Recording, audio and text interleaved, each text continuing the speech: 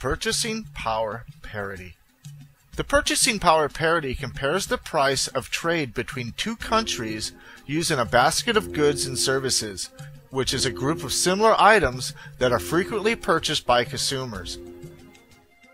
By comparing the prices of a basket of items, theoretically, it can be determined if prices and therefore currency strength is too high or too low in a country. If prices are lower in a country, the currency will rise in value as money flows into the country from countries with higher prices. If prices are higher in a country, the currency will drop in value as money flows out of the country into countries with lower prices. There are several versions of the purchase power parity. Some models take into account not only real price differences, but also income levels, inflation levels, and cost of living. The goal is to try to compare not only what the basket of items costs in real conversion rates, but what it costs compared to what people can really afford to buy. Let's look at a specific example.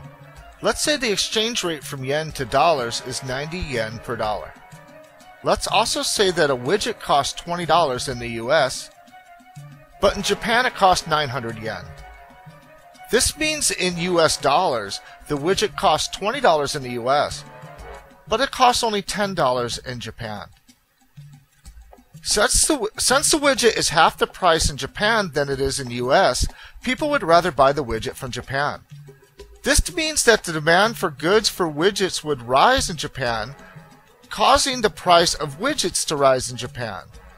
This also means the demand for widgets from the US would fall, causing the price of widgets in the US to drop. More demand for widgets in Japan would mean that, as people buy more widgets in Japan, more currency is being exchanged from other currencies into yen, causing yen to rise in value.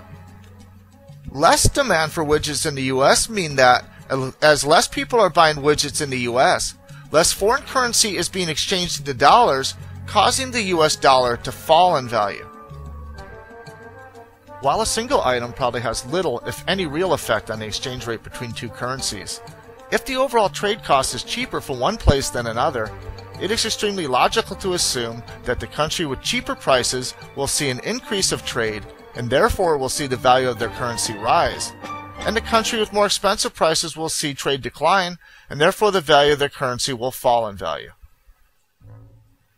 There are several variations of the purchasing power parity, including the Big Mac Index. Instead of a basket of goods, the Big Mac Index compares the price of a Big Mac from country to country as an indicator of the level of cost per country.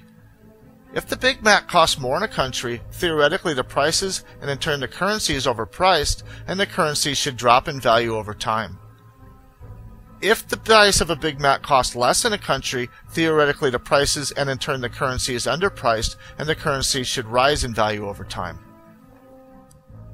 It is interesting to note that when comparing a Big Mac Index to the actual purchasing price parity chart, they are strikingly similar.